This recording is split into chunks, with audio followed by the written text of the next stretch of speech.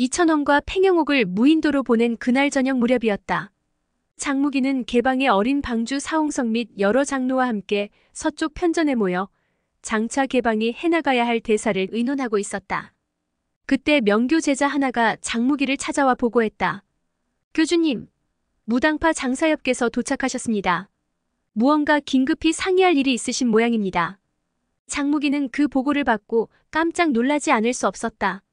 애당초 장송계는 송원교와 더불어 진우량과 송청서의 관계에 대비해 무당산에서 태사부 장산봉을 보호하고 있었기 때문이다. 장무기는 혹시나 태사부 장산봉에게 무슨 일이 생겼을까 하는 다급한 심정으로 장송계가 있는 대전으로 달려갔다. 다행히 넷째 사백의 기색이 평안한 것을 보고 장무기는 마음이 다소 놓였다. 넷째 사백님, 태사부님께선 평안하신지요? 그러자 장송계가 웃으며 답했다. 사부님께선 언제나 평안하시지. 내가 급작스레 찾아와서 많이 놀란 모양이구나. 내가 온 것은 사부님 때문이 아니니 그분 걱정은 하지 말거라.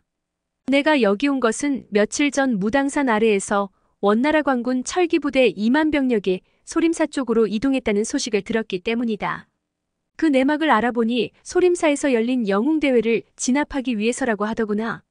그래서 이거 큰일 났다 싶어 그걸 알려주려고 부랴부랴 달려왔단다. 장무기는 그 말을 듣고 깜짝 놀랐다.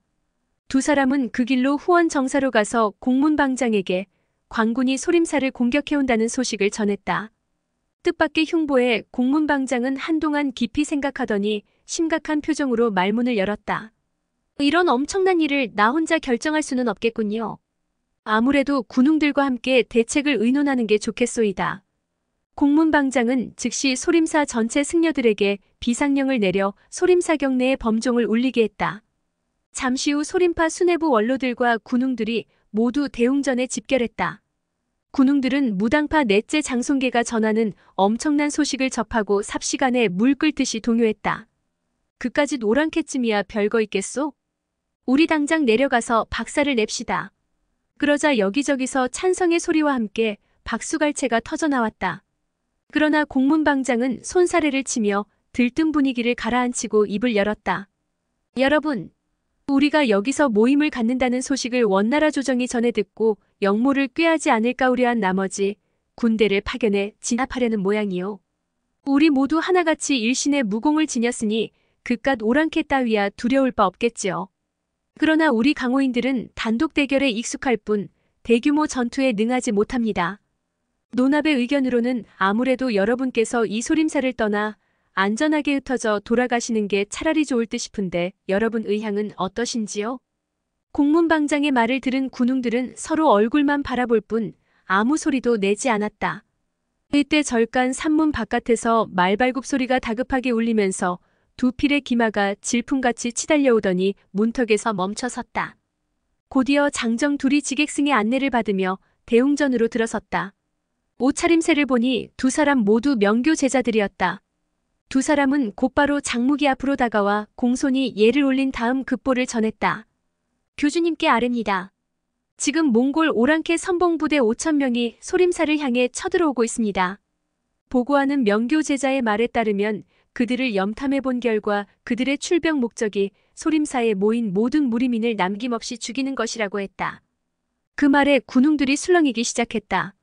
이렇게 된 이상 오랑캐 놈들과 죽기 살기로 싸웁시다.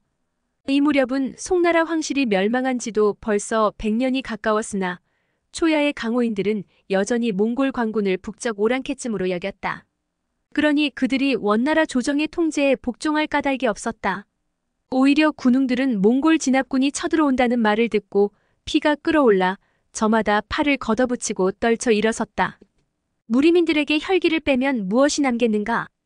목숨이 아까워 적을 면전에 두고 꽁무니를 뺀다는 것은 꿈에도 생각지 못할 일이었다. 더군다나 자기들이 떠난 다음 홀로 남은 소림사가 적에게 당하고 나면 어차피 다음 순서는 자기네들이 아니겠는가? 차라리 강호 세력이 한자리에 모인 지금 싸우는 것이 유리하다고 생각했다. 그때 장무기가 목에 힘을 주어 낭낭하게 외쳤다. 영웅 여러분, 오늘이 바야흐로 대장부가 멸사보국할 때입니다. 이번 거사로서 소림사 영웅대회는 천추만고의 이름을 드날리게 될 것입니다. 그 말이 떨어지기 무섭게 군웅들이 일제히 환호성을 질렀다. 그 함성이 어찌나 컸던지 대웅전 기와장이 들썩거리고 대들보가 울려 천장에 쌓인 흙먼지가 우수수 눈발 흩날리듯 뿌옇게 떨어져 내렸다. 장무기의 열변이 계속되었다. 이미 물러서기는 글렀습니다. 우리 모두 소림의 공문방장을 수장으로 받들어 모시고 그 명을 따릅시다. 그러고는 공문방장을 향해 폭권의 예를 올리며 말했다. 공문방장님, 우리 명교는 지금부터 지휘고하를 막론하고 방장님의 지휘를 따르겠습니다. 그러자 공문방장이 펄쩍 뛰며 거절했다. 장교주, 그런 말씀 거두시오. 우리 소림파 승려들은 무공을 조금 할 줄 알지 군대를 지휘하고 전쟁하는 방법은 모릅니다. 반면 지난 몇 년 동안 명교는 대규모 세력을 규합하여 중원 천하 각처에서 원나라 오랑캐 조정을 상대하여 많은 전과를 올렸소. 그 사실을 강호에 모르는 이가 어디 있소이까? 지금 같은 상황에서는 오로지 명교 세력만이 저 오랑캐 대군을 맞아 싸울 수 있을 뿐이오. 그러고는 군웅들을 돌아보며 외쳤다. 여러분, 우리 모두 장교주를 수장으로 추대하고 그 지휘 아래 오랑캐들과 끝까지 싸워봅시다. 그 말에 장무기가 황급히 사양하려 했으나 군웅들은 벌써 고래고래 함성을 지르며 박수갈채를 퍼부었다. 그때 갑자기 산 아래쪽에서 함성이 크게 일었다. 그리고 잠시 후에 소림제자 2명이 황급히 대웅전으로 뛰어들어왔다. 방장께 아뢰입니다. 몽골군 기병대가 산길로 쇄도에 올라오고 있습니다. 그 보고를 받자 장무기는 황급히 주전과 철관도인에게 명령을 내렸다. 주전 선생과 철관도인 2분께선 예금기와 거목기를 한 기씩 맡아 적의 선봉대를 막아주시오. 그리고 설부득 대사님은 이 성화령을 지참하시고 숭산 부근에 주둔해 있을 만한 호북 지역의 본교 의병대를 찾아가 한시 앞비 이곳으로 지원병을 보내라고 하시오. 교주의 명을 받은 주전과 철관도인 그리고 설부득은 즉시 소림사를 떠나갔다. 대웅전에 모여있던 군웅들도 원나라 관군이 쳐들어왔다는 소식에 흥분해 저마다 병기를 빼들고 우르르 달려나갔다. 한 걸음 앞서 나간 장무기는 소실산 중턱 정자까지 내려가 상황을 살펴보았다. 어느새 산허리까지 공격해 올라온 몽골군 선봉대 1000여 명이 예금기의 강력한 국노대에 걸려 고전하고 있었다. 멀리 산 아래 들판에는 몽골군 주력 기병대가 500명씩, 1000명씩 단위 부대를 짜고서 장사진 형태로 전진해오는 중이었다. 장무기는 밀려드는 원나라 관군의 위용에 속으로 혀를 내둘렀다. 이 무렵 몽골군은 100여 년 전 칭기즈칸과 바투가 전 세계를 정복할 당시 이역만리의 위험을 떨치던 때와는 다르게 많이 약해진 상태였다. 그렇다 해도 몽골군은 몽골군이었다. 강훈련으로 단련된 몽골군 철기부대의 위용은 여전히 무시무시했다. 갑자기 소실산 좌측 산머리 쪽에서 함성이 크게 일더니 수십 명의 남녀가 쫓겨 올라오는 모습이 눈길에 잡혔다. 그들은 다름 아닌 아미파 일행이었다. 아마도 앞서 떠났던 아미파는 소림사를 떠나 하산하던 도중 몽골군과 맞닥뜨려 뚫고 나가지 못한 채 되돌아오는 모양이었다. 다행히 이천원과 팽영옥은 보이지 않았다. 아미파 제자 가운데 10여 명의 장정이 들것 하나와 진보다리를 어깨에 떠맨 채 몽골 군병사들의 포위망에 갇혀 악전고투를 거듭하고 있었다. 한 발 앞서 빠져나온 주지학은 정연사태와 정조사태를 이끌고 벌써 몇 차례나 포위진에 맞부딪혀 보았으나 적병 수십 명만 참살했을 뿐 끝끝내 포위망을 뚫고 동문들을 구해내지 못했다. 그 광경을 유심히 내려다보던 장무기는 들것에 누운 환자가 송청서라는 걸 알아차렸다. 장무기는 즉시 명을 내렸다. 홍수기와 열하기는 나를 엄호하라. 양좌사와 범우사 2분과 위보광은 나를 따라오시오. 저들을 구해야겠습니다. 산길 아래로 훌쩍 뛰어내린 장무기가 그대로 적 대열을 향해 돌진했다. 삽시간에 장무기를 비롯한 3사람은 주지학 일행과 싸우고 있는 몽골군을 처리하며 빠르게 포위당한 송청서 일행이 있는 쪽으로 내려갔다. 아미파 일행 곁을 지나쳐가던 순간 장무기는 전신에 온통 핏물을 뒤집어 쓴 주지학을 발견했다. 장무기는 송청서는 자기한테 맡기라는 말을 남기고 그대로 치달렸다. 장무기가 포위망에 갇혀 원나라 병사들과 필사적으로 싸우고 있는 아미파 제자들 머리 위로 떨어져 내렸다. 그와 동시에 양소와 범요 그리고 위일소가 포위망을 공격하는 원나라 관군 뒤를 습격했다. 장무기는 땅바닥에 내려진 들것 위에 하얀 헝겊으로 친친 동여맨 송청서를 조심스레 안고서 원나라 관군들의 창칼을 요리조리 피해 나갔다. 그때 공동파 5원로 가운데 당문량과 종유엽이 나란히 돌진해 다가오더니 장검으로 호위 자세를 취한 채 장무기의 좌우 곁에 붙어 섰다. 덕분에 장무기는 송청서를 껴안고 무사히 소실산 위까지 올라올 수 있었다. 선봉대가 뿔뿔이 흩어져 쫓겨 내려가자 몽골군 주력 부대 제1파 수백 명이 교대로 공격해 올라왔다. 그걸 보고 양소가 외쳤다. 열하기, 지금이다 쏘아라. 그러자 얼굴 표정까지 알아볼 정도로 접근한 몽골군 병사들의 머리 위로 열하기 소속 제자들의 분사통이 일제히 시커먼 기름을 뿜어내더니 곧이어 불화살이 꼬리에 꼬리를 물고 연거푸 날아들었다. 숨막힐 듯 답답한 파공음이 허공을 뒤덮으면서 몽골군 대열은 삽시간에 거대한 불더미로 바뀌고 말았다. 뜨거운 화염이 길길이 솟구치는 가운데 선두 대열을 지키고 있던 200여 명의 적병은 불덩어리가 되어 무더기로 산 밑으로 굴러떨어졌다. 한편에서는 홍수기 패거리가 적을 맞아 공격하고 있었다. 원래 소화용으로 제작한 수레에서 길게 뻗어나온 대나무 용두가 독수를 뿜어내자 수백 명의 몽골군 병사가 흠뻑 뒤집어쓰고 몸을 오그라뜨린 채 비명을 지르며 앞으로 고꾸라졌다. 삽시간에 질펀하게 널린 사상자들이 여기저기서 꿈틀거리다 잠잠해졌다. 1만 기병대를 지휘하는 원나라 만부장은 그 광경을 보고 황급히 징을 울려 군사를 거두어들였다. 징소리가 울리자 선두부대가 후미부대로 바뀌면서 강궁을 발사해 최전방의 공간을 벌려놓고 천천히 물러나기 시작했다. 추격하지 못하도록 저지 사격을 가하며 일사불란하게 퇴각하는 적을 보면서 양소는 탄식을 내뱉었다.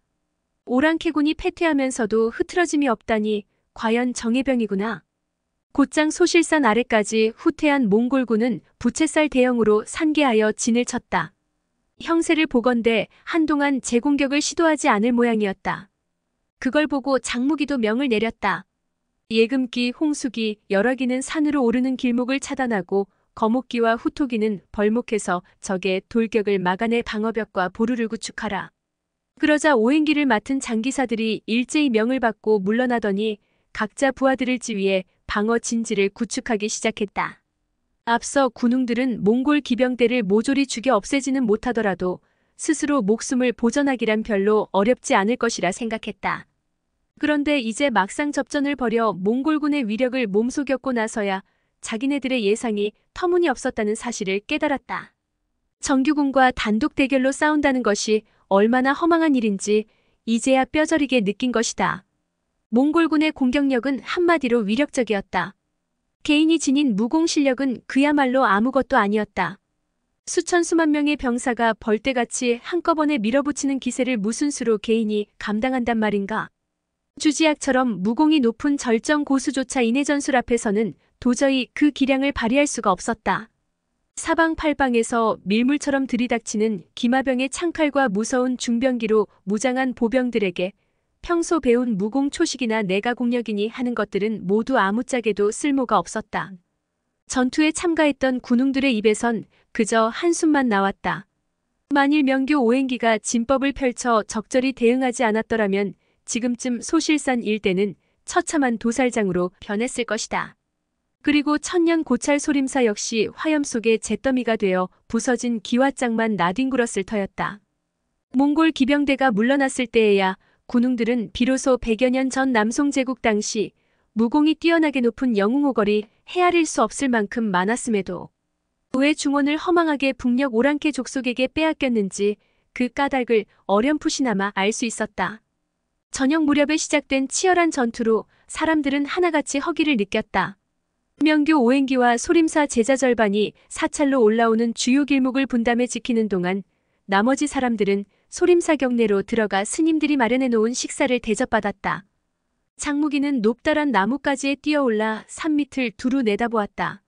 몽골군 수경지가 산자락 들판 곳곳에 몰려 있었고 여기저기서 밥 짓는 연기가 모락모락 피어오르고 있었다. 나무에서 내려온 장무기는 위일소를 불러들였다. 위보광, 내려가서 저들이 오늘 밤 야습을 할지 안 할지 알아보시오. 그러자 위일소가 명을 받고 횡하니 떠나갔다. 위일소가 떠나자 장무기는 양소와 범효를 불러 소림사를 지키게 하고 자신은 조민과 함께 사손이 유폐되었던 삼봉우리로 올라가 뒤쪽을 살펴봤다. 몽골군 주둔 지역이 어두컴컴한 게 장병들 모두 잠자리에 들어 휴식을 취하고 있는 모양이었다. 이때 갑자기 서북 쪽에서 누군가의 고함 소리가 어렴풋이 들려왔다.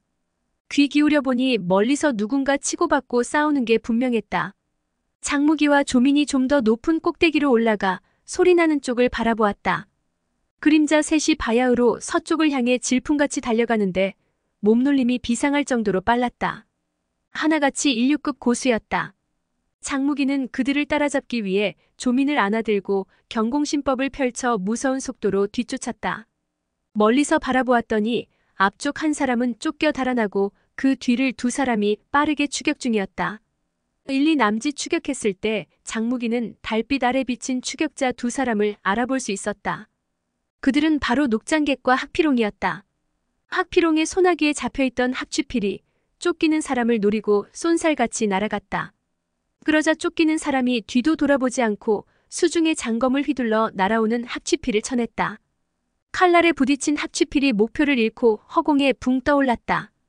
그러나 암습을 저지하느라 주춤하는 순간 벌써 녹장객이 바로 곁에까지 들이닥쳐 사슴뿔 지팡이 끄트머리로 찔러들고 있었다. 쫓기던 사람이 몸을 뒤틀어 피하더니 곧이어 녹장객을 향해 일장을 후려쳤다. 도주를 포기하고 다시 맞서 싸우겠다는 의도였다. 돌아선 얼굴이 순간 달빛에 비쳤다. 종이장처럼 하얗게 질린 얼굴에 밤바람에 흐트러질 대로 흐트러진 장발의 여인은 다름 아닌 주지약이었다. 오늘의 영상은 여기까지입니다. 영상이 도움이 되셨다면 구독과 좋아요, 알람 설정 부탁드립니다. 시청해주셔서 감사합니다.